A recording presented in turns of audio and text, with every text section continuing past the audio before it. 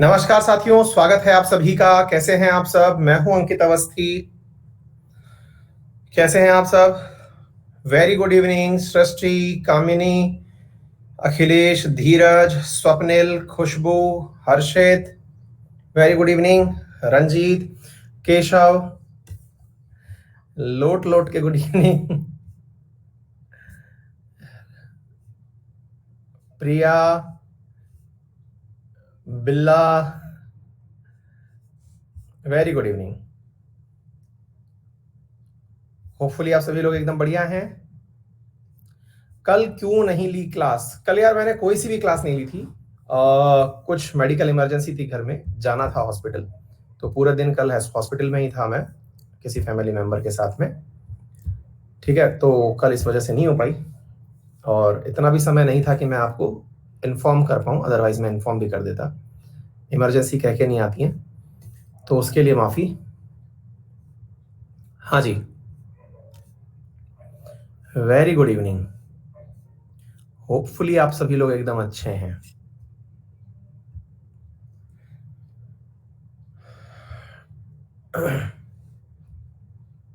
चलिए, सुनील कौशिक,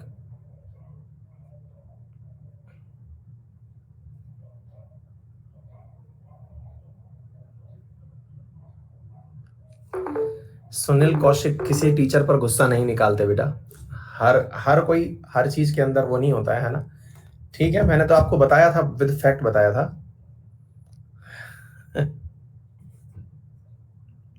कोई नहीं है ना, मतलब इस चीज में हो जाता है किसी के साथ भी। अपन इसका कोई कंपैरिजन नहीं कर रहे हैं, आपने सीख लिया, ये अच्छी बात है। और इसका ऊपर कोई कंपैरिजन नहीं है ना, कि क्या कैसे काम काम किया, किसने किया, ये सब बातें अपना पार्ट नहीं है। एनीवे, और सब कैसे हैं आप सब लोग? बढ़िया। हाँ जी, नैनो ट्यूब पढ़कर मजा आ गया। चलो, बहुत ही अच्छी बात है। तो आपको पूरी केमिस्ट्री, फिजिक्स, बायोलॉजी सब समझ में आ गई होगी। ठीक है, वेरी गुड। कुछ बच्चे नए हैं आज की क्लास में। हाँ, तो जो बच्चे नए हैं उनके लिए मैं बता दूं कि क्लास के अंदर हमारा फॉर्मेट इस प्रकार से है कि आपको ऐसे बना बनाया पूरा कंटेंट दिया जाएगा। इस कंटेंट को आप डाउनलोड कर सकते हैं, प्रिंट निकलवा सकते हैं, और टाइम टाइम पर हम इसका आपको A4 भी उपलब्ध करवा देंगे। ठीक है, तो पहली चीज तो ये हो गई जो आपके लिए इंपॉर्टेंट है। पॉइंट नंबर 2 जो आपके लिए जरूरी है वो क्या है, ये भी मैं आपको बता देता हूं कि हम लोग ये जो पूरा फॉर्मेट तैयार कर लेंगे, इसके बाद में क्लास के दौरान हम आपको कोई भी कंसेप्ट पढ़ाएं, आपको समझ ना आए, क्लास के दौरान मैं आपसे पूछूंगा, समझ ना आए तो आप मुझे बता दीजिएगा। इन केस आपको मुझसे कोई और भी समस्या है, बातचीत करने का मन है कि नहीं सर, तो क्लास की शुरुआती 5 मिनट और अंतिम 5 मिनट में हम यही सारी बातें बतियाते रहते हैं। तो कोई भी दिक्कत हो तो आप मुझे बता सकते हैं। ठीक है, चलिए, ऑल द वेरी बेस्ट। शुरू करें।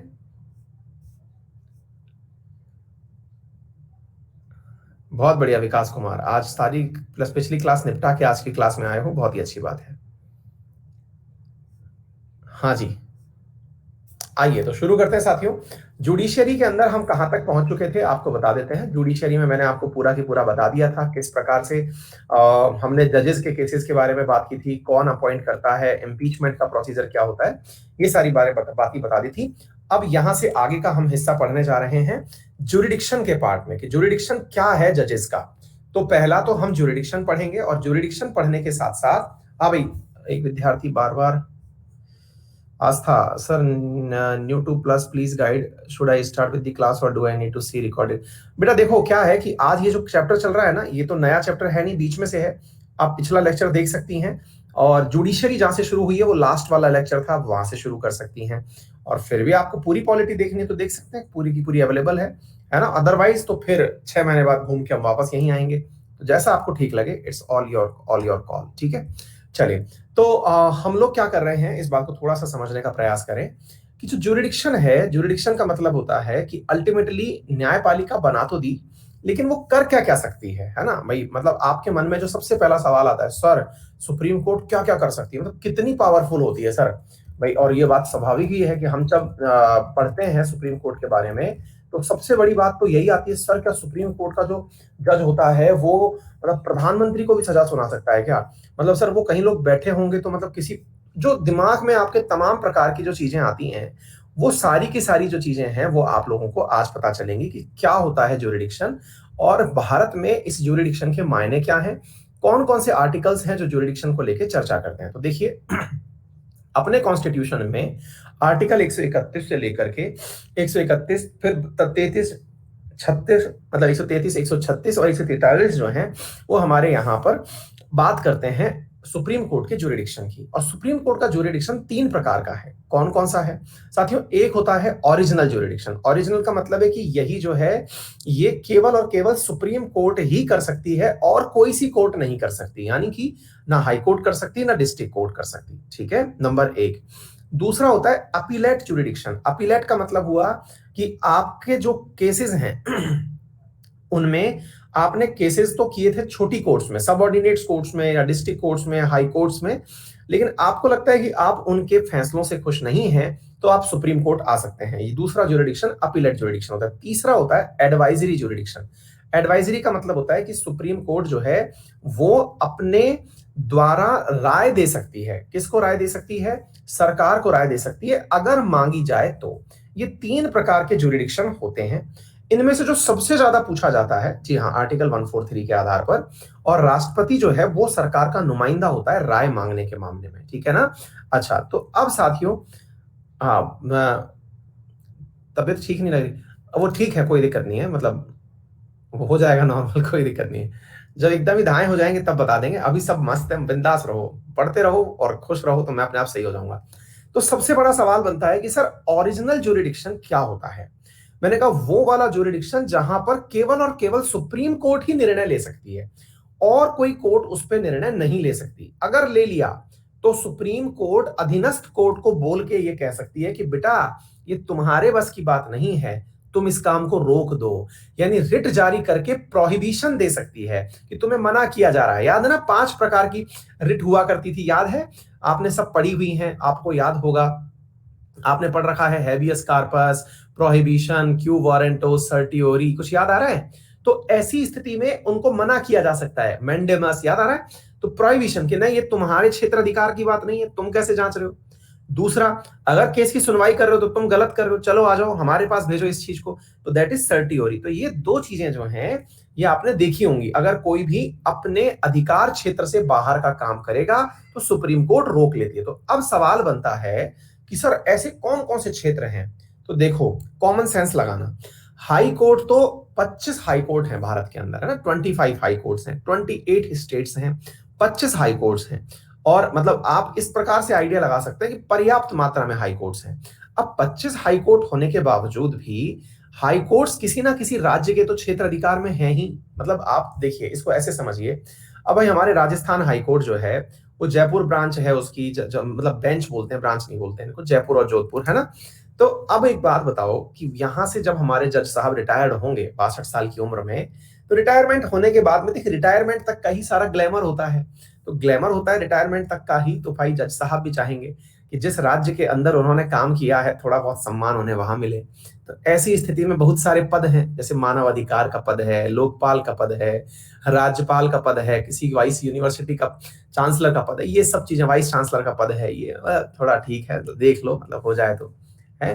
तो इस प्रकार की जो चीजें हैं वो जज साहब भी चाहेंगे। ऐसा थोड़ी है कि भाई रिटायर हो गए 62 साल की उम्र में, बुढ़ापा भी काटना है ना। तो ऐसी स्थिति में साहब राज्यों का जजों के साथ में बढ़िया सही चलता है। मतलब ये कहने की बात नहीं है, लेकिन आप भी इस बात को समझ सकते हैं कि जो सरकारें हैं उन पर इस प्रकार का एलिगेशन लगा रहता है। जैसे आप विद्यार्थियों से जब मिलेंगे रोजगार के मुद्दे पर, तो रोजगार के मुद्दे पर विद्यार्थियों को सब पता है। जैसे हमारे राजस्थान में मैंने 2018 में आरएएस का एग्जाम दिया था ना, 2018 सोच के देखना, 18 चला गया, 19 चला गया, 20 चला गया, 21 भी चला जा रहा है, चौथा साल है ये, अभी तक इंटरव्यू नहीं हुए हैं। मेरी चौथी बार इंटरव्यू की डेट आई है, अभी भी स्पष्ट डेट नहीं आई है। 21 तारीख से 13 जुलाई के बीच में इंटरव्यू है, डेट अभी तक नहीं आई है, और ये हो पाएंगे या नहीं ये भी नहीं पता है। ठीक है, और केस जब हाईकोर्ट में जाता है, हमारे सिंपल है सिस्टम, हमें पता है पहली बार में हियरिंग हारेंगे, अगली बार में केस जब जाएगा तो सेकंड वार में जीत जाएंगे। ये जो सिस्टम है ना, ये जो सिस्टम सो कॉल्ड जो सिस्टम है, इसमें राज्य सरकारें सामान्यतः जीत भी जाती हैं। तो आप जरा सोच के देखो कि कल को राजस्थान और हरियाणा की किसी बात को लेकर लड़ाई हो जाए, या राजस्थान और गुजरात की किसी बात को लेकर लड़ाई हो जाए, तो भाई कौन सी जगह केस लड़ा जाए, हैं, अपनी अपनी कोर्ट है सबकी। तो अभी पर्टिकुलर डेट नहीं है, रेंज आई है भाई मेरी ना 21 तारीख से लेकर 13 तारीख के बीच में हो सकते हैं। तो अब बात तो ये है कि भाई कोई कहेगा कि नहीं मेरी कोर्ट में करो, दूसरा कहेगा नहीं साहब मेरी कोर्ट में करो, हरियाणा वाले कह रहे हैं चंडीगढ़ कोर्ट चलो, राजस्थान वाले कह रहे हैं जयपुर कोर्ट चलो। ऐसी परिस्थितियों से निपटने के लिए एक जनरल परसेप्शन क्रिएट कर दिया गया कि यदि राज्यों के बीच लड़ाई है तो वो किसी हाई कोर्ट के क्षेत्र अधिकार में नहीं होगी, वो सीधा सुप्रीम कोर्ट के जाएगी। तो कॉमन सेंस बिठा लो यार, राज्य राज्य आपस में लड़ेंगे तो किसी खुद की कोर्ट में क्यों जाएंगे, वो सीधा सुप्रीम कोर्ट में जाएंगे। तो ओरिजिनल ज्यूरिडिक्शन आप अपन ने क्या सीख लिया कि ओरिजिनल ज्यूरिडिक्शन का मतलब है राज्य आपस में भिड़ लिए तो जाएंगे सीधे सुप्रीम कोर्ट। बोलिए क्या आपको ये बात समझ में आ गई? अच्छा, अब दूसरा सवाल बनता है, बोले सर एक बात बताइए, अब मान लो किसी की लड़ाई केंद्र से ही हो गई तो? हाँ ये बात तो सही है और जबरदस्त सवाल है। सर मान लो केंद्र से ही लड़ाई हो गई, अब केंद्र और राज्य की लड़ाई होती है क्या? काहे नहीं होती है। अभी जो अपन ने बंदोपाध्याय जी का केस पढ़ाया था आप लोगों को, संभव है कि उन्हें 2 साल की सजा हो जाए। कुछ याद है आपको? पढ़ाया था मैंने वेस्ट बंगाल वाला केस, अल्पन बंदोपाध्याय जी वाला। संभव है कि उन्होंने सरकार की बातें नहीं मानी तो 2 साल की सजा हो जाए। अब 2 साल की सजा अगर हो गई भाई साहब, तो ऐसी स्थिति में वो तो राज्य की सेवाएं दे रहे थे, केंद्र अपने नियम मनवाने पे अड़ा हुआ है, तो ऐसी स्थिति में केस तो जाएगा, राज्य सरकार भी लड़ेगी और केंद्र सरकार भी। कौन सी कोर्ट में जाएगा? तो ऐसी स्थिति में केस जाता है सुप्रीम कोर्ट में। केंद्र वर्सेस राज्य भी हो तो भी केस कहां जाता है? सुप्रीम कोर्ट में जाता है। इस बात को आप समझ जाइए। तो उम्मीद है ये बात क्लियर हो गई होगी, किसी को यहां तक किसी भी प्रकार की कोई दिक्कत नहीं होगी, ठीक है ना? अच्छा, तो ऐसी स्थिति में आपको पता होना चाहिए कि ओरिजिनल ज्यूरिडिक्शन है 2 राज्यों के बीच में, केंद्र और राज्यों के बीच में, 2 राज्य एक तरफ और केंद्र एक तरफ। ऐसी स्थिति में ये सारी की सारी चीजें जो है वो यहां पर ओरिजिनल है। एग्जैक्टली आर्टिकल 32 के तहत जो एनफोर्समेंट है फंडामेंटल राइट्स का या रिट ज्यूरिडिक्शन है, वो भी इसका ओरिजिनल ज्यूरिडिक्शन है, लेकिन ये एक्सटेंडेड है 226 के तहत हाई कोर्ट्स तक, यानी हाई कोर्ट्स भी इस केस के अंदर रिट्स जारी कर सकती हैं। उम्मीद है आप लोगों को ये बात समझ में आ गई होगी। इसके अलावा सुप्रीम कोर्ट आदेश दे सकती है हाई कोर्ट्स को कि आप उस मामले की सुनवाई ना करें जो आपके क्षेत्र में नहीं है, हमें भेज दीजिए। इसी प्रकार से सुप्रीम कोर्ट यह भी कर सकती है कि एक ऐसी कोर्ट है जो सबऑर्डिनेट कोर्ट है, उसमें मामला ठीक से नहीं चल रहा है तो उसे उठा करके दूसरी कोर्ट में ले जाया जाए। ये कार्य कौन कर सकती है? सुप्रीम कोर्ट कर सकती है। तो ये तमाम चीजें जो हैं, केसेस का ट्रांसफर होना हुआ, ये सारे काम सुप्रीम कोर्ट के पास ओरिजिनल ज्यूरिडिक्शन में आता है। उम्मीद है आप लोगों को ये बात समझ में आ गई होगी। अब एक बहुत ही अल्टीमेट चीज है जो आपको यहां पर पता आनी चाहिए, और वो क्या है साथियों? कई बार ऐसा होता है, सिग्निफिकेंट क्वेश्चन ऑफ लॉ एक शब्द है, इसको ना आप अपने साथ में कहीं पर मैं मतलब मार्क करके लिख लीजिएगा। Significant significant question of law. अब ये क्या होता है सर? ये अभी मैं सिखाता हूं क्या होता है। मतलब ये समझिए कि कानून का मसला फंस गया है ना? अब आप पूछेंगे कैसे सर? भाई मैंने आपको 2 बातें बताई, जैसे कल को आप में से कोई विद्यार्थी ये कहे कि सर मेरे दादाजी रिटायर्ड हो गए। अब मेरे दादाजी रिटायर्ड हो गए और वो जो थे वो सीबीआई में थे, या फिर मान लीजिए कि वो साहब कोई भी जैसे रॉ में थे या आईबी में थे, किसी में भी थे, रिटायर्ड हो गए। अब वो अपनी किताब लिखना चाहते हैं सर्विस मैटर्स पर कि उनका अनुभव कैसा रहा। अब वो किताब लिखना चाहते हैं, लेकिन सरकार ने कहा है कि उन्होंने किताब लिख दी तो फिर पता चलेगा कि उनकी पेंशन रुक गई। अब सर मुझे ये बताओ कि ये मेरी भाषण और अभिव्यक्ति की आजादी के ऊपर कुठाराघात नहीं है क्या? है भाई? मतलब ये हुआ कि सर आर्टिकल 19 कहता है कि मुझे भाषण और अभिव्यक्ति की आजादी है, लेकिन भाषण और अभिव्यक्ति की आजादी के नाम पर आप पेंशन लॉ बीच में कैसे ले आए? तो मैंने कहा यार आपको याद नहीं है क्या? आर्टिकल 33 ने कहा था कि जो भी सिक्योरिटी पर्सनल्स हैं, इनकी कोई भी फंडामेंटल राइट ही नहीं होते इनके फंडा पर। बोले सर सिक्योरिटी पर्सनल हैं तब नहीं होते।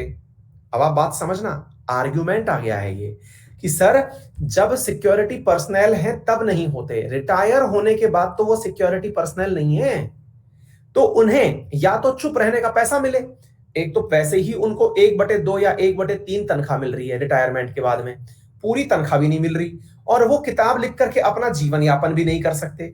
कोई उनको बुलवाने के लिए बुलवाता है, अब कोई उन्हें बुलवा भी नहीं पाएगा। अब बोलो मुद्दा तो फंस गया है। अब आप बात बताइए, मामला कॉन्ट्रडिक्शन का हुआ कि नहीं? सर चलिए मान लिया आपकी बात की जब वो थे सरकार में, तब वो जब थे अधिकारी जब थे, हम भी मानते हैं सरकार उनको चुप रहने का पैसा देती थी, बढ़िया तनख्वाह देती थी, बढ़िया बजट देती थी, सारी सुविधाएं होती थी। रिटायरमेंट के बाद तो सर हर चीज के लिए सामने वाला व्यक्ति जो है परेशान है। अब बताएं आप, तो सर ये तो मेरे जीने के अधिकार का मामला हो गया।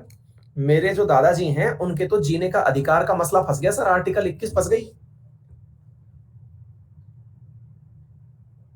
हाँ भाई, एक विद्यार्थी है, सर मुझे आपकी क्लास नहीं दिख रही। प्रीति, मेरी क्लास में ही हो बेटा, विजिबल नहीं हो रही है तो फिर एक बार रिफ्रेश कर लो, बाकी तो हम क्लास में हैं और आवाज तो आ ही रही होगी, है ना? अच्छा, तो अब सवाल बनता है कि सर ये तो जीने के अधिकार का उल्लंघन हो गया।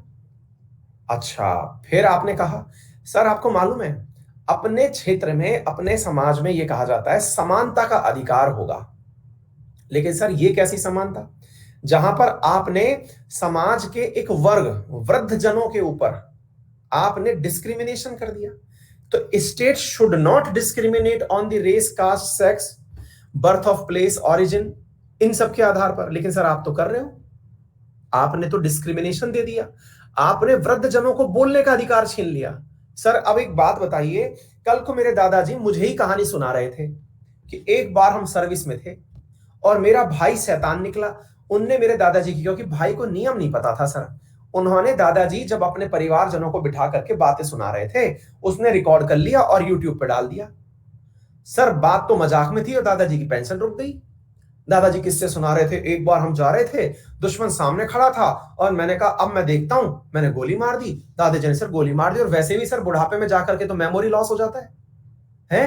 मेमोरी लॉस हो जाता है 75 के बाद, तो वैसे भी याद रहना कम हो जाता है, अल्जाइमर्स आने लगते हैं।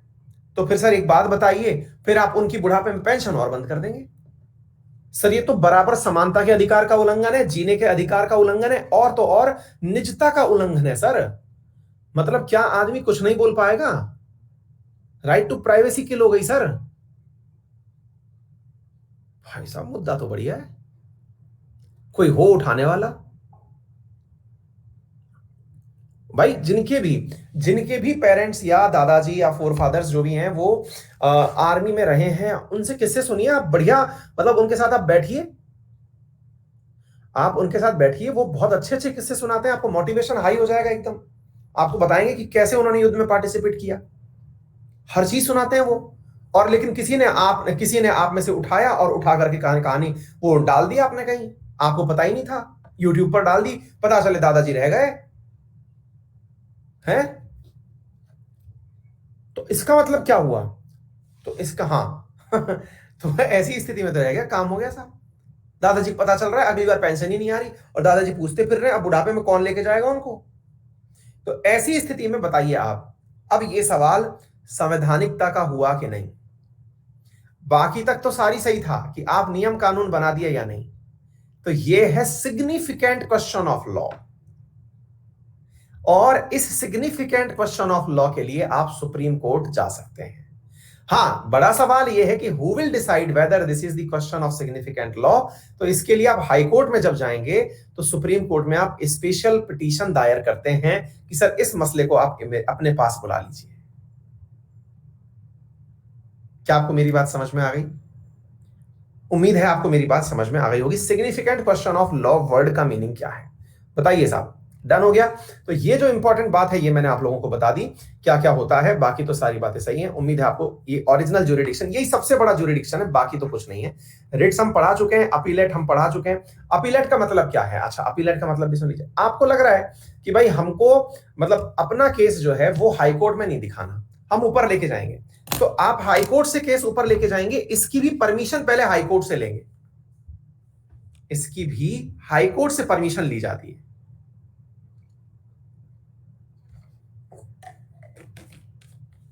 एक विद्यार्थी लिख रहा है रिसेंटली सेंटर ने अपीलेट, मधुर नहीं बेटा अपीलेट कैंसिल नहीं किया है।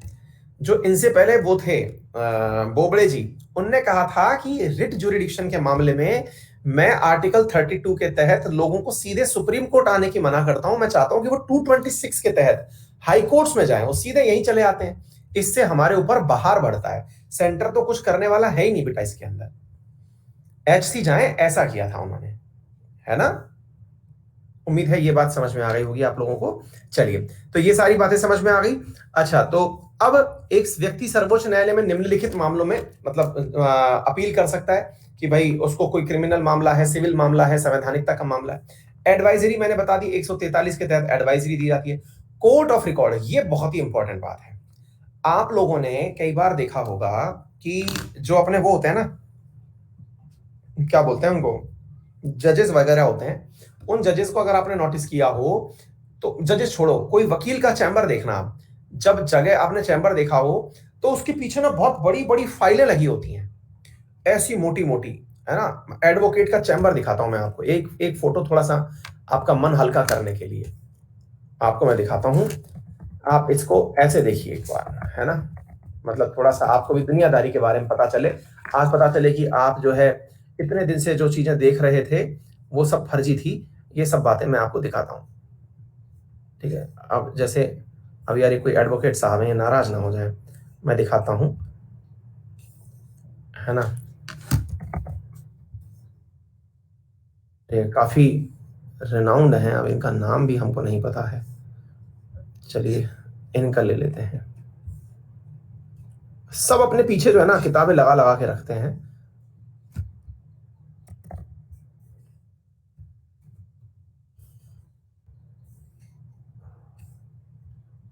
देखा होगा, लेकिन मैं तो वैसे ही आपको थोड़ा सा मतलब जस्ट फॉर फन, थोड़ा, इतना भी क्या पढ़ना, मतलब यार क्या पढ़ोगे, थोड़ा देखो दुनियादारी में क्या चल रहा है।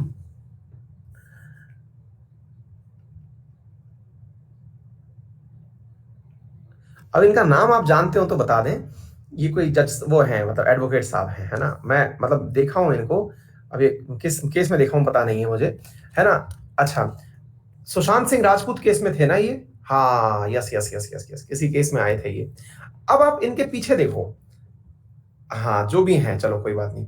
तो अब देखो इनके पीछे, आप देख रहे हो भाई साहब, इनको देख के सामने वाले को टेंशन हो जाए कि यार ये है क्या, इतनी बड़ी बड़ी किताबें, और ये भाई साहब पढ़ते कब होंगे इनको, है? मतलब देख करके टेंशन हो जाए यार, मतलब भाई ने किताबें भी एक आध रखे, कोई गिने कैसे, एक दो तीन चार पांच छह सात, यार ये बंदा पढ़ता कब होगा? और एक तो एक नीचे तक है, भाई को भी नहीं पता है कितनी किताबें हैं, ऐसे पीछे की तरफ फुल शेल्फ भरा हुआ है क्या सर ये?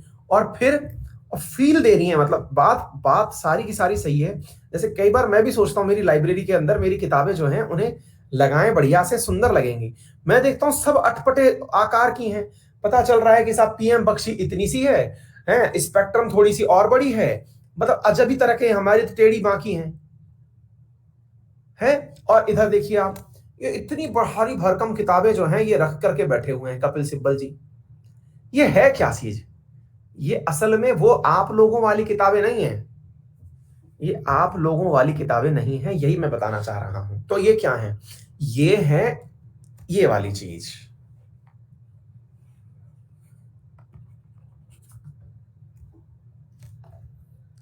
मतलब समझे?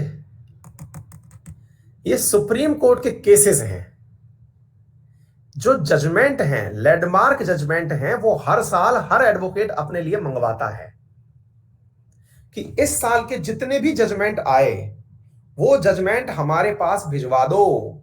तो उनके पीछे पूरा पूरा एक फाइल तैयार होता चला जाता है, ये केस रिकॉर्ड है। अब ऐसा क्यों? क्योंकि सुप्रीम कोर्ट का जो फैसला है वो भी अपने आप में एक कानून है, यही है एक कोर्ट ऑफ रिकॉर्ड। मतलब अगर एक जजमेंट आया है, अगले केस में अगर आप चाहते हैं और वैसा ही केस फंसता है, आप तुरंत निकालिए और तुरंत निकाल के बता दीजिए कि सर सुप्रीम कोर्ट ने पहले जो 3 जजेस की बेंच थी उसमें इसी सेम प्रकार के मुद्दे पर यह जवाब दिया था। तो ये जवाब दिया था, तो आपकी जानकारी के लिए बता दें, case number this, file number this, page number this. Sir ये वाला काम किया था सुप्रीम कोर्ट की 3 जजेस की बेंच ने, और जजेस की बेंच ने इस व्यक्ति के पक्ष में सजा सुनाई थी या फिर इसको आराम दिया था।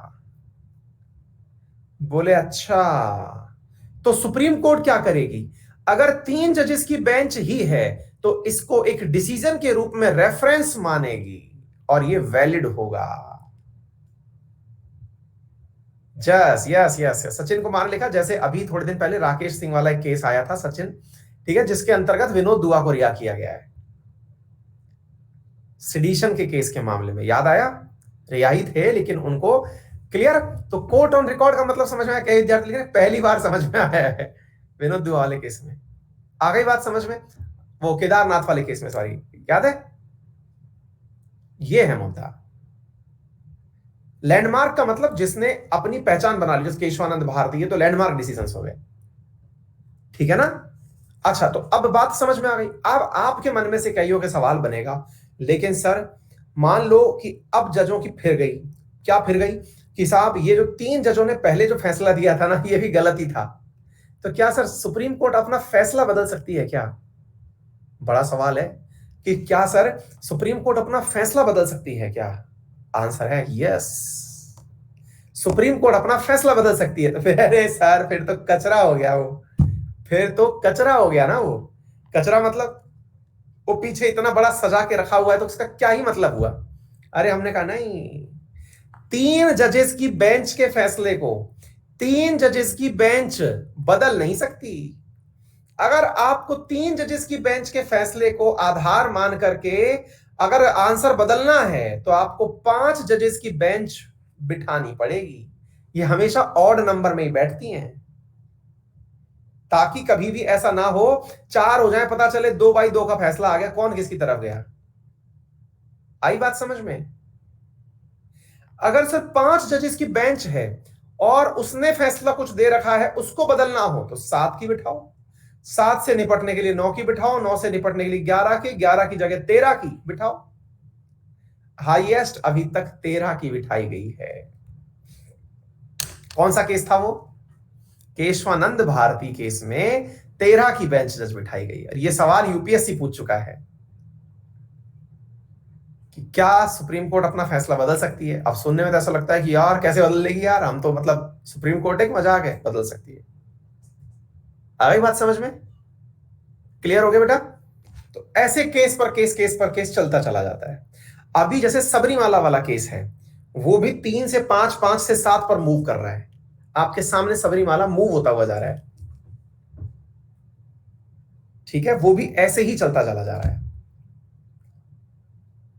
आ गई बात समझ में? आइए, जुडिशियल रिव्यू क्या है? ये तो मैया मतलब ये समझ लीजिए, ये ना हो तो शायद सुप्रीम कोर्ट को कोई इज्जत ही ना दे, मतलब 2 पैसे की इज्जत ना बचे। नहीं, ये क्या है? मैंने कहा यार असल में क्या है, आर्टिकल 13 जो हमारा मूल अधिकार है, वो लिखता है कि ऐसा कोई भी कानून जो कि पार्ट 3 में लिखे गए अधिकारों को कम करता हो। आर्टिकल 13 में भाई देखिए, आर्टिकल 12 से लेकर के 35 तक मूल अधिकार है, 12 स्टेट की डेफिनेशन है, 36 भी स्टेट की डेफिनेशन है। 13 नंबर वाला जो आर्टिकल है वो कहता है कि ऐसा कोई भी कानून जो कि 12 से 35 तक लिखे गए मूल अधिकारों को कम करता हो, उनको प्रभावित करता हो, उनका असर कम कर देता हो, उन्हें देखते ही रोकने का या उनकी जांच करने का अधिकार सुप्रीम कोर्ट को है। इसे ही हम जुडिशियल रिव्यू कहते हैं। बोले कैसे सर? मैंने कहा जैसे अभी मान लीजिए कि सरकार ने क्या कहते हैं ना उसको ये पेंशन वाला ही केस ले लिया, पेंशन वाला ही केस ले लिया, और सरकार को यह बात समझ में आ गई पेंशन वाले केस में कि यार इससे तो पेंशनर्स को बड़ी दिक्कत हो जाएगी। तो हो सकता है कि पेंशनर की दिक्कत को ध्यान में रखते हुए सरकार क्या कर दे, वो सुप्रीम कोर्ट क्या कर दे कि अपनी ही तरफ से जुडिशियल रिव्यू कर दे सरकार के फैसले का, कि भैया मुझे एक बार चेक करना है, मैं देखना चाहती हूं या चाहता हूं कि यार ये चल क्या रहा है, तुम लोग जो है वो सही कर रहे हो या गलत कर रहे हो, सेल्फ से। बाई इसी को कहते हैं सुनो मोटू। सुनो मोटू का मतलब नहीं होता कि ए मोटू इधर आ सुन ले, ऐसा नहीं होता है, स्वतः संज्ञान। आगे बात समझ में क्लियर हो गई?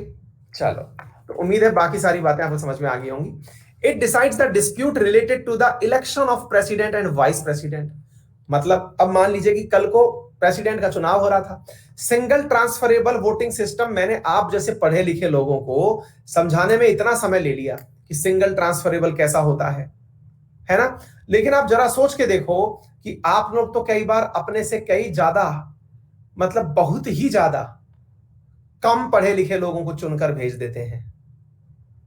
मतलब एक तो हुआ पढ़ा लिखा, एक कम पढ़ा लिखा, एक बहुत ही ज्यादा कम पढ़े लिखे आदमी को आप चुन करके भेज देते हैं।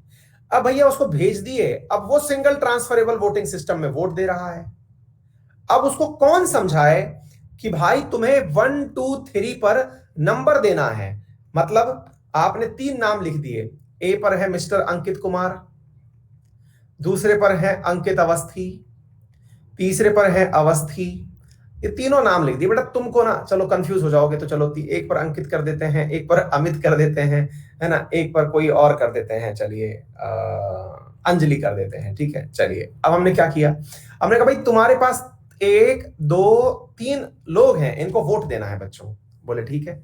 अब साहब वोट देने की बात हुई तो साहब वहां पर वोट देने के लिए विधायक जी पहुंच गए। विधायक जी ने कहा अजी साहब, आपने सबसे ऊपर अंकित का नाम लिखा है, इसका मतलब आप खुद ही चाहते थे कि पहला नंबर इसको दिया जाए, दूसरा नंबर इसको दिया जाए, तीसरा नंबर इसको दिया जाए। अब भाई उनको खूब सिखा लिया, खूब सिखा लिया कि नहीं चाचा ऐसा नहीं है, यहां पर आपको किसी को भी नंबर 1 दे देना है। विधायक जी को खूब समझा लिया कि विधायक जी सुनो, आप अंजलि को नंबर 1 दे सकते हो, भले ही ये 1 2 3 लिखा हो। अब विधायक जी अड़ गए कि सुनो बात ऐसी है, अंजलि सबसे नीचे नाम लिखी हुई है, इसको नीचे ही नाम क्यों दिया हमने, हम तो इसको ऊपर नाम देना चाहते हैं। अड़ गए तो अड़ गए, समझ गए, क्योंकि आपको ही समझ में बहुत देर से आता है कि नाम ऊपर नीचे लिखे होने के बाद भी प्रायोरिटी लिखी जा सकती है। विधायक जी ने कहा कि वैसे भी दुनिया को बहुत चूना लगाया है, अब थोड़ा तरीके से लगाते हैं। 1 2 3 ये जैसे ही लिखा देखा विधायक जी ने, इन्हें कहा ले बेटा, इधर लिखा अंकित, इधर लिखा अमित, इधर लिखा अंजलि। विधायक जी ने क्या किया, सबको बेटा नंबर 1 टिका दिए, 1 1 1, लो बेटा कर लो ट्रांसफर। भाई साहब सबको तीनों को 1 1 टिका दिए। अच्छा लो बेटा तुम्हारे मन में आया कर लो, तुम्हारे लो बिगाड़ दिया, कुछ बिगाड़ सकते हो तो। अटक गया वोट। अच्छा वोट अटक गया, मान लो कि बेचारा जो राष्ट्रपति है वो इसी एक वोट की वजह से राष्ट्रपति बनता हुआ रह गया। अब राष्ट्रपति बनता हुआ रह गया, अब विधायक जी का हम तो भैया इस चुनाव में मतभेद चाहते, वो चाहते हैं, मतलब सुप्रीम कोर्ट के द्वारा वो चाहते हैं, इसमें इंटरफेयर चाहते हैं सुप्रीम कोर्ट। ये मामला गया सुप्रीम कोर्ट। ऐसे मामले डिस्प्यूट्स जो हैं वो कहां जाते हैं, प्रेसिडेंट और वाइस प्रेसिडेंट के इलेक्शन से संबंधित सुप्रीम कोर्ट जाते हैं। फिर विधायक जी ने एक काम और किया, बोले एक काम करते हैं यार, छोड़ो बाकी तो सारी बातें, ये हमको केवल अंजलि पसंद है तो हम अंजलि को नंबर 1 देंगे, ये अंकित और अमित चाहे भाड़ में, नहीं देना इन्हें, इनको वोट ही नहीं देंगे हम, भाड़ में जाओ। नंबर 1 लिख दिए, इसी पर ठप्पा लगा दिए, इसी पे उंगली काट दिए, सब लकीटा खींचा खींच दिए कि लो बेटा नंबर देंगे ही नहीं, तुम पता नहीं तुम कौन सा पट्टी पढ़ दोगे। फिर वोट फंस गया इनका वोट फिर फंस गया, वोट फंस गया तो विधायक जी नाराज हो गए, अरे हम तो पूरा पैसा लिए थे वोट देने का, ये क्या हो रहा है, हमारा वोट काउंट किया जाए। विधायक जी ले गए सुप्रीम कोर्ट। क्या बात समझ में आ गई आप लोगों को? बात समझ में आ गई? कहने का अर्थ ये है डिस्प्यूट्स किस मामले में हो सकते हैं वो पहुंच गए। It inquire into the conduct and behaviour of chairman and member of UPSC on reference made by the president. अच्छा अब इधर की तरफ एक बात को समझना होगा, यहां पर भी decision full and final consider किया जाएगा। इधर देखिए यूपीएससी में क्या होता है जी, मिसबिहेवियर, यूपीएससी का चेयरमैन या मेंबर उसके द्वारा मिसबिहेव किया गया। मिसबिहेव का मतलब ये नहीं है आप गए इंटरव्यू में, आपने कहा my name is this and this, आपने जाके परिचय दिया और आपसे उसने मजे ले लिया और बहुत खुश हो रहे हो बेटा, क्या पा गए हो, ये आपकी बेइज्जती नहीं है, इसको मिसबिहेवियर कंडक्ट नहीं कहा जाएगा। पता चले कि आप सुप्रीम कोर्ट ले गए, ये सर अध्यक्ष जी को सुप्रीम कोर्ट का राह दिखाएं, इनने आज बेइज्जती करी हमारी, इसको नहीं कहते हैं। यहां मिसबिहेवियर का मतलब होता है यदि आपने अपने पद का दुरुपयोग किया।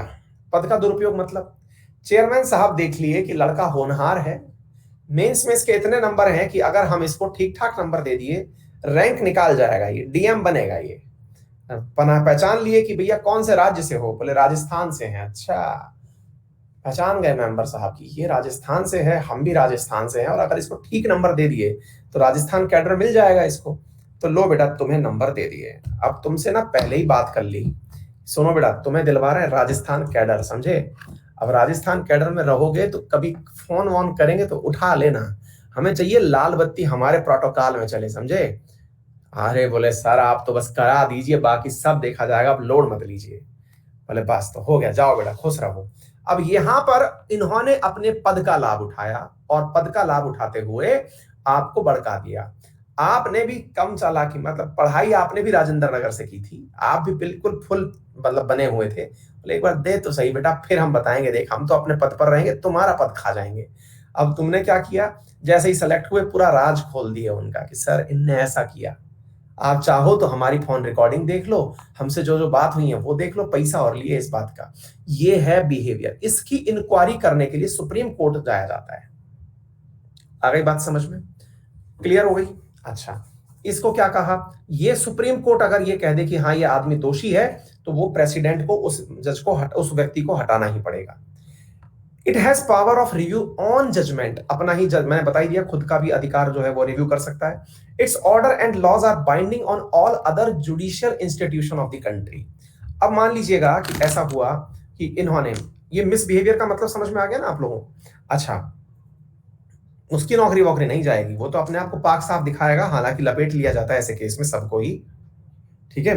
अच्छा, तो ऐसी स्थिति में अब आगे क्या चला, जुडिशियल इंस्टीट्यूशन, जुडिशियल इंस्टीट्यूशन के अंदर क्या हो रहा है, in order and laws are binding on all other judicial institution of the countries. मान लीजिए कि सुप्रीम कोर्ट का फैसला है, अब हाई कोर्ट वाले कह दें सर हमारे पास तो पहुंचा ही नहीं था फैसला आप लोगों का, हम क्या करें, हमने अपने वाले से कर दिया है, हमको जो ठीक लगा हमने कर दिया है। तो ऐसा नहीं है बेटा, तुमको मान लो कि वकील ने, हाई कोर्ट के वकील ने बताया था कि देखो ये हाई कोर्ट के वकील ने हाई कोर्ट के सामने रेफरेंस रखा, आपने देखा होगा बहुत बार। अच्छा चलो थोड़ा सा कोर्ट की प्रोसीडिंग्स बताता हूं, मतलब आपको कोर्ट की प्रोसीडिंग्स में फील आएगा। कई बार आप देखते हैं कि जज जो है ना वो चुपचाप बैठा रहता है, आपको लगता है यार जज क्या पागल है क्या, मतलब सुन क्यों रहा है ये सारी बातें, ये बैठा हुआ है यहाँ पेन लेके लिख रहा है, सुन रहा है सुन रहा है सुन रहा है, हाँ यूं फिर कुछ लिख रहा है, आपको लगता है पागल है क्या कि बैठा है पागलों तरह। ऐसा नहीं है साथियों, सबसे मेहनत का काम जज का है, और वो क्यों है मेहनत का मैं आपको बताता हूं। वो जब आप बोल रहे होते हो ना तब वो नोट्स बना रहा होता है। अब आपने यानी पक्षकार ए ने और पक्षकार बी ने दोनों बातें लिखी। ए ने कहा कि सर ये व्यक्ति दोषी है, और इसने इसके पक्ष में अपनी पूरी धाराएं लिखी। सर मतलब धारा 152 के तहत इसको ये सजा मिलनी चाहिए, धारा 139 के तहत इसको ये सजा मिलनी चाहिए, आईपीसी की धारा, वो खुद नोट्स बना रहा होता है, वो सारे नोट्स बना रहा होता है, लिख रहा होता है, अच्छा पक्षकार ए ने ये कहा। फिर आपने देखा होगा जज समझदार होता है, वो ये सोचता है कि बेटा तुम गलत नोट्स बनवा दिए तो हम मर जाएंगे। तो ऐसी स्थिति में आपने देखा होगा वो आप जज वो बोलता है, वकील बोलते हैं सुना हुआ है सर मैंने सबमिट कर दी है फाइल, वो रीडर को सबमिट करता है, जज के नीचे एक व्यक्ति बैठा होता है जो रीडर होता है, उसको सबमिट करते हैं वो लोग फाइल, जिसमें कि ये सारी चीजें खोज खोज करके पेन पॉइंट के साथ लिखी होती हैं। सर देखिए ये पॉइंट इस नंबर पर ये है, वो जज साहब को दिखाता है, जज साहब देखिए जरा, जज साहब देख लिए, बोले हाँ सही है सही है सही है, हो गया। अच्छा, ऐसे ही बी वाला गया, उसने अपने पक्ष में सारी बातें बताई, सबकी बातें ये पूरी तरह से लिखता है। जब इसके तर्क और इसके तर्क सुन लेता है, इसके तर्क सब सुन लेता है, फिर आप लोग देखते हैं ना कई बार ऐसा होता है कि जज सुनवाई करके रख लिया, अब फैसला 6 महीने बाद दे रहा है। जैसे विनोद दुआ का केस ले लो, अक्टूबर में उसने सुनवाई करी थी और अब जाकर के जून में जाकर के फैसला दिया है। अक्टूबर से लेकर जून तक किया क्या, मतलब क्या इंतजार कर रहा था कि कोई पैसे पहुंचा दे? नहीं, अक्टूबर से लेकर के जून तक अब इस बात पर बहस चल रही थी, मतलब जज के दिमाग में, और अगर 2-3 जज थे तो बैठ करके डिसीजन ले रहे थे। क्या डिसीजन ले रहे थे कि क्या सही क्या गलत, और इन तर्कों के आधार पर जज अपना फैसला लिखवा रहे थे। कई के बार फैसले 1700 पन्नों के आते हैं। मुंबई हमलों का फैसला कई गाड़ियों में गया था, है अयोध्या वर्डिक्ट कई पन्नों में निकल के आया था, जिसको पढ़ने में समय लग गया। महत्वपूर्ण फैसले आते हैं तो इतने पन्नों में आते हैं कि उनको ले जाने के लिए गाड़ी ले जानी पड़ती है। फैसला ऐसे नहीं होता है कि हाँ भाई इसका हुआ जाइए, नहीं, सुप्रीम कोर्ट अपने हर फैसले को कोडिफाई करके देता है, एक एक चीज। कभी आपने सुप्रीम कोर्ट के हाई कोर्ट के फैसले देखे हो तो पता चलेगा, मजाक नहीं है, वो लगते जरूर हैं। वो बेचारे पब्लिक लाइफ कतई नहीं जीते, समय ही नहीं मिलता उनको। दिन भर में अगर उन्होंने 10 फैसले सुना दिए, आपको लगता होगा ना यार देश में इतना कानून व्यवस्था धीरे कैसे चल रही है, कैसे होता होगा? ऐसे नहीं है बेटा, वो जो कानून व्यवस्था है ना, असल में वो जज बेचारा मरा हुआ है एकदम, उसको तो पूरे टाइम पढ़ना है, वो आपसे पॉइंट लिखवा लेगा। आप सोच रहे हैं आप ही ज्यादा पढ़ लिए, नहीं, वो जज जाएगा और जज जाकर के खुद पढ़ेगा, क्योंकि हर जज जीवन काल में एक बार ये जरूर चाहता है कि मेरे नाम से लैंडमार्क डिसीजंस लिखे जाएं। वो हर जज यही चाहता है। जैसे गोगोई जी अपने बारे में लिखा ले गए कि राम मंदिर का वर्डिक्ट मैंने सुनाया है, तो ऐसे जो लैंडमार्क डिसीजन है वो हर जज चाहता है, और इसके लिए वो अथाह मेहनत करता है। आ गई बात समझ में? वो चाहता है कि चाहे कितनी भी किताबें पढ़नी पड़े, पढ़ूंगा और अपने नाम से एक मिसाल देके जाऊंगा, चाहे तो इस पार या उस पार। ये है बातें, हल्के में मत लीजिए, ठीक है ना? क्लियर हो गया? तो ये ड्रीम होता है, हर जज का ड्रीम होता है यार, आपका भी ड्रीम होता है। कल को आप अधिकारी बन जाओगे तो ड्रीम ये होगा कि मैं ऐसा कुछ कर जाऊं जिससे लोग मुझे याद रखें। क्लियर? तो उम्मीद है आपको ये बात समझ में आ गई होगी, ठीक है ना? चलिए, सर्वोच्च न्यायालय की स्वतंत्रता का क्या मीनिंग है, अभी से देखते हैं साथियों। It is a dependent independent institution, the legislative यानी कि जो विधायिका है, can not interfere in the working of Supreme court. Supreme court की वर्किंग में विधायिका कुछ भी नहीं कर सकती। कंडक्ट ऑफ जजेस of the supreme Court can not be discussed in the legislative except when impeachment motion. मतलब ऐसा नहीं है कि भाई जज साहब ने जो किया था आप उसका डिस्कशन जो है वो खुद कर लिए, ठीक है?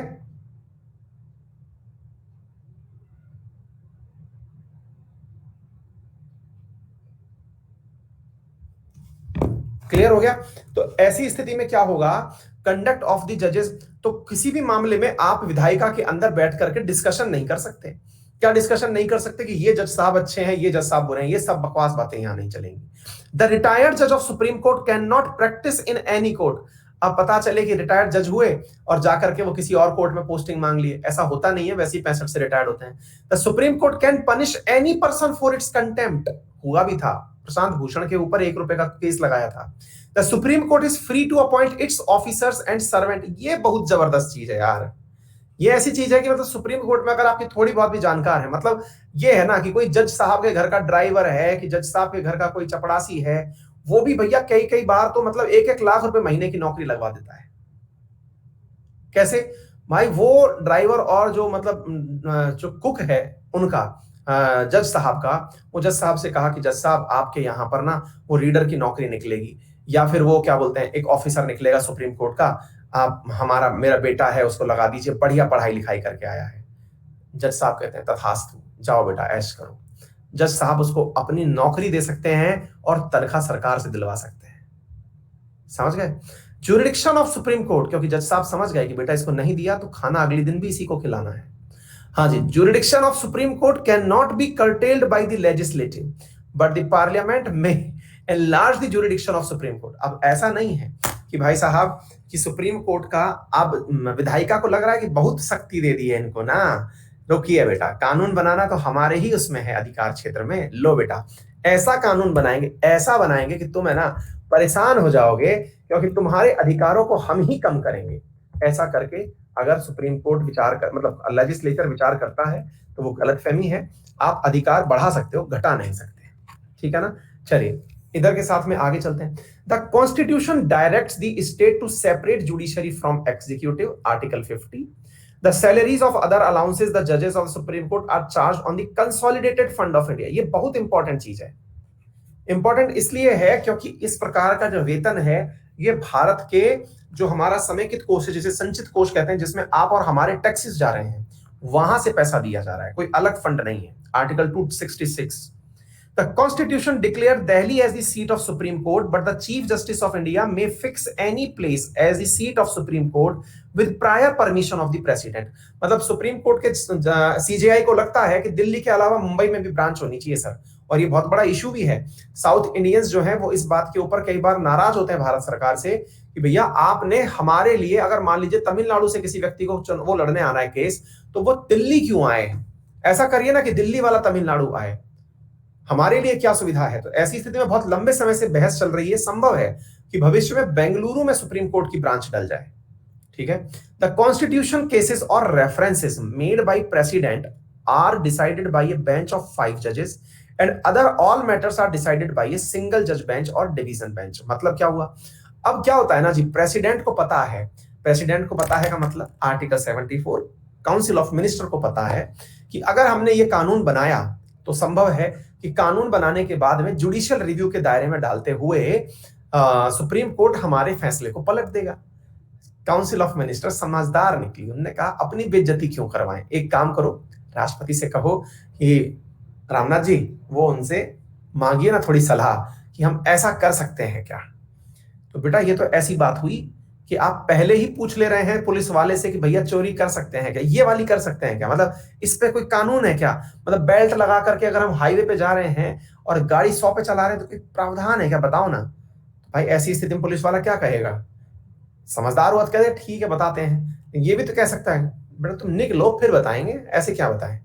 इसका मतलब ये हुआ कि अगर प्रेसिडेंट सलाह मांगे सुप्रीम कोर्ट से तो सुप्रीम कोर्ट को सलाह देना बाध्यकारी नहीं है कि आप कहते कि मैंडेटरी है, सुप्रीम प्रेसिडेंट ने मांगा है सलाह दो, ऐसे नहीं है, जाओ नहीं दे रहे, आओ बना के कानून फिर बताएंगे, थोड़ा तो हम भी तो ट्रेलर काटे अपना। क्या आपको मेरी बात समझ में आ गई? ठीक इसी प्रकार से कॉन्स्टिट्यूशनल मैटर्स पर ये जो सलाह है ये जब दी जाएगी तो 5 जजेस की बेंचेस द्वारा दी जाएगी, बाकी छोटी मोटी जो सजा है ये एक सिंगल बेंच भी दे सकता है। फिलहाल के लिए इतना ही, मस्त रहे, बिंदास रहे, किसी प्रकार की कोई दिक्कत हो तो हमें याद करते रहें।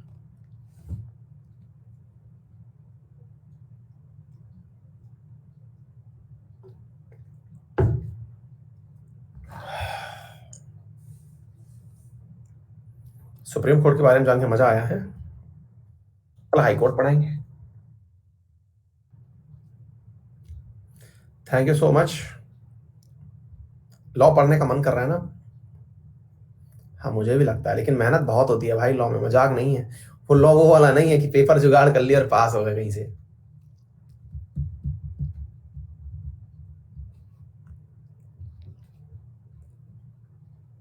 चलिए,